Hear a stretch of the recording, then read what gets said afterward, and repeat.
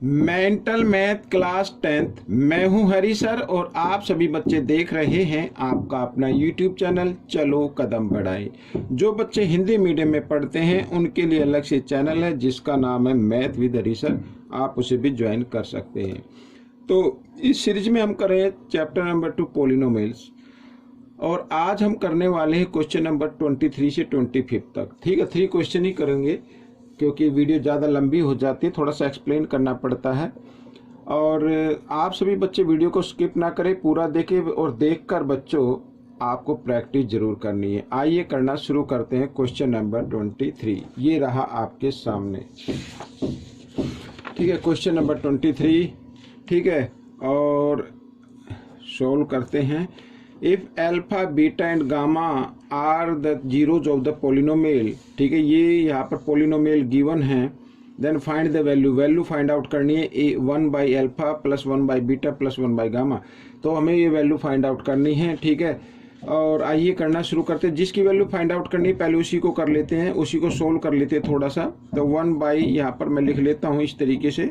ठीक है ना, इसको आपको लिख लेना और फिर क्या करना है, आपको एलसीएम ले लेना है। ठीक है, आपको क्या करना है, एलसीएम ले लेना है। ए अल्फा बीटा गामा का एलसीएम लेंगे तो यही आ जाएगा मल्टीपल, क्योंकि तीनों अलग अलग नंबर है तो तीनों को प्रोडक्ट आ जाएगा। ठीक है, ये इस तरीके से। और जहाँ पर अल्फा है, ठीक है, वहाँ पर क्या आ जाएगा, बीटा और गामा आ जाएगा। ठीक है, और प्लस जहाँ पर बीटा है वहाँ पे अल्फा और गामा आ जाएगा इस तरीके से। ठीक है, और जहाँ पे गामा वहाँ पे अल्फा बीटा आ जाएगा ऐसे। ठीक है, अब क्योंकि प्लस में हम आगे पीछे लिख सकते हैं तो इसको थोड़ा सीक्वेंस में लिख लेते हैं इस तरीके से। ठीक है ना, ऐसे। और अल्फा ऐसे। ठीक है, अब हमें वैल्यू फाइंड आउट करनी है। अब हमें मालूम हो गया है कि वैल्यू फाइंड आउट करनी है यहाँ पर इस नंबर की।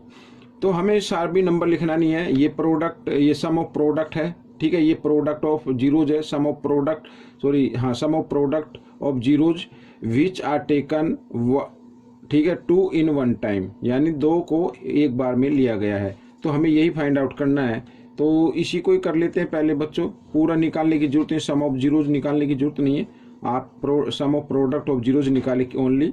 ठीक है, और ये इस तरीके से ऐसे। तो ये आता है बच्चों, किस में आता है, C बाई ए में आता है। किस में आता है, C बाई ए में आता है। और ये क्या है, ए तो 1 है, C बाई ए में आएगा ये। ठीक है, और प्रोडक्ट ऑफ जीरोज आता है बच्चों, प्रोडक्ट ऑफ जीरोज ये आएगा बच्चों D बाई ए। ठीक है, D बाई ए, तो D A B C D, D तो D है तो यहाँ पर, लेकिन माइनस का होगा ये। ठीक है, माइनस D बाई ए क्या 1, ऐसे लगा सकते हैं। अब बच्चों आपको आंसर लिखना है, आपको वैल्यू निकालनी है। तो जहाँ पर ये लिखा है वहाँ पर इसकी वैल्यू लिख दीजिए C, और इधर लिख दीजिए D। ठीक है, माइनस इस प्रकार लिख दीजिए, लेकिन माइनस का साइन हमेशा ऊपर रखना है। तो आगे आप ये माइनस C बाई D, ये आपका आंसर हो जाएगा। आपको पूरा निकालने की जरूरत नहीं है, आपको इस तरीके से जो गिवन है सिर्फ उसी की वैल्यू फाइंड आउट कर लीजिए। ठीक है, क्वेश्चन नंबर 23 ये आपका हो गया है। अब हम करेंगे क्वेश्चन नंबर 24। ये रहा आपके सामने। ठीक है, क्वेश्चन नंबर 24। इसमें भी क्या करना है, तो हमारे पास पॉलिनोमियल गिवन है, zeros find out, value find out करनी है। तो पहले जिसकी वैल्यू फाइंड आउट करनी है उसको लिख लेते हैं। ठीक है, तो ऐसा करने से आपका थोड़ा टाइम भी बचेगा और क्वेश्चन भी आपके लिए ईजी हो जाएगा। ठीक है ना, इस तरीके से ये मैं लिख लेता हूँ।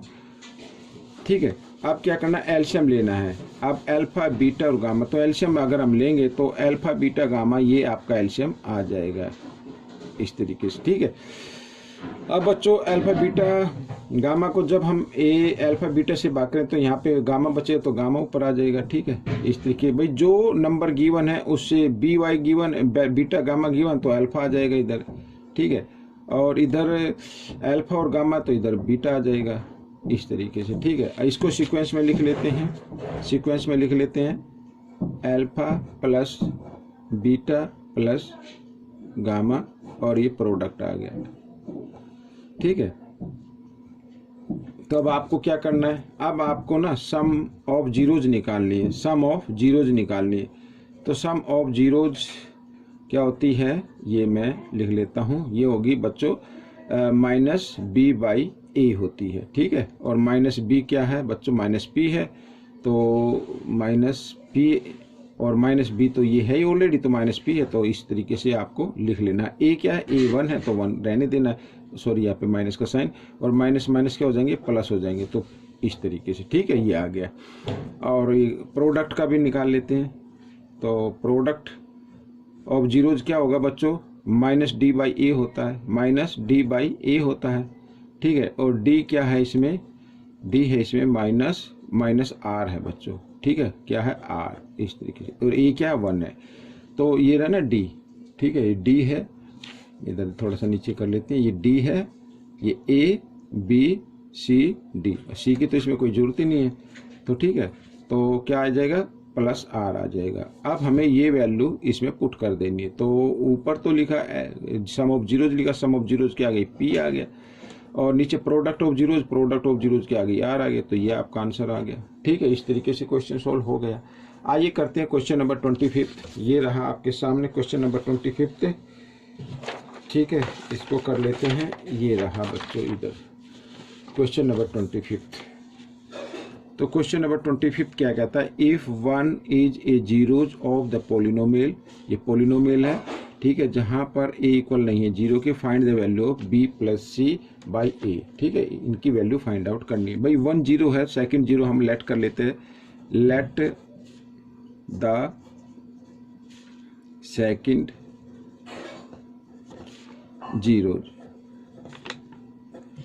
ठीक है, क्या फाइंड आउट कर लेते हैं हम कर लेते हैं बच्चों बीटा फाइंड आउट कर लेते हैं। मान लीजिए ये भाई सम ऑफ जीरोज यही तो होता है, अल्फा प्लस बीटा यही तो होता है। मान लीजिए अल्फा की वैल्यू गिवन है, बीटा हमने लिख लिया, बीटा फाइंड आउट करना है, या बीटा की मान लीजिए ये बीटा की वैल्यू गिवन है तो अल्फा गिवन, तो दोनों का मतलब एक ही है, ठीक है, इस तरीके से करना है।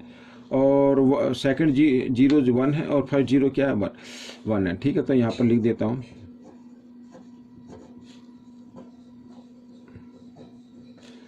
1, ठीक है, इस तरीके से। तो सम ऑफ जीरोज हम निकालते हैं, सम ऑफ जीरोज कैसे निकालते हैं भाई, यही तो होता ना, अल्फा प्लस बीटा, अल्फा की वैल्यू 1 और बीटा तो हमने एज्यूम किया है, तो क्या आएगा माइनस बी बाई ए आता है, ए क्या है, बी तो ए लिखा हुआ है, ये माइनस भाई ए बी सी, यही तो आएगा माइनस बी बाई ए, ठीक है। अच्छा, प्रोडक्ट ऑफ जीरोज, अब 1 से मल्टीप्लाई है तो बी आएगा, बीटा ही आएगा, और क्या होगा सी बाई ए हो जाएगा, ठीक है, ये इस तरीके से। अब क्या करना है बच्चों, अब क्या करना है आपको, अब बीटा की वैल्यू ये मान लीजिए इक्वेशन 1 है और ये सेकंड है, तो इस बी की वैल्यू को आपको इक्वेशन 1 में पुट करना है, यहाँ पे पुट करना है, ठीक है, यहाँ पर पुट करना है, बी की जगह बी की वैल्यू को पुट करना है आपको। आइए करते हैं, तो मैं लिख देता हूँ पुट वैल्यू ऑफ बीटा इन 1, ठीक है, 1 में पुट करना है, यहाँ पे ये इक्वेशन इसमें पुट करना है। तो 1 प्लस, अब बीटा लिखा है तो बीटा नहीं लिखना, आपको क्या लिखना है, सी बाई ए लिखना है, ठीक है, सी बाई ए, और इक्वल यहाँ पर ये है माइनस बी बाई ए, ठीक है, इस तरीके से। अब क्या करना है बच्चों, अब आप ऐसा करें, आप इसको चाहे तो इस तरीके से भी लिख सकते हैं, माइनस बी बाई ए, ठीक है, और इक्वल 1 प्लस सी बाई ए लिख सकते हैं इस तरीके से, ठीक है ना। अब ये जो प्लस सी बाई ए है इसको लेके आना राइट साइड में, लेके सॉरी लेफ्ट साइड में लेके आना है आपको। आइए इधर कर लेते हैं, तो minus beta sorry B by A, और ये प्लस है इधर आकर माइनस हो जाएगा ये भी, और सी बाई ए आ जाएगा, इधर क्या बचा 1 बच गया, ठीक है। दोनों के डिनोमिनेटर इक्वल हैं, इनमें से एक डिनोमिनेटर लेना है और जो न्यूमरेटर है उसको साइन के अकॉर्डिंग सोल्व कर देना है, इस तरीके से कर सकते हैं। अब इसमें से क्या करना, माइनस का साइन आप कॉमन ले लीजिए, तो क्या रह जाएगा बी प्लस सी हो जाएगा, ठीक है, माइनस का साइन जब कॉमन आ जाएगा तो बी प्लस सी हो जाएगा, और नीचे क्या आ जाएगा ए इक्वल 1।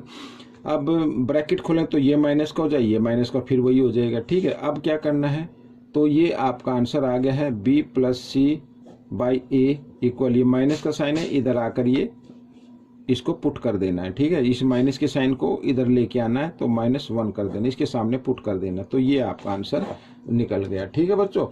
तो ये क्वेश्चन आपका हो गया है, ये पार्ट भी कंप्लीट कर दिया मैंने।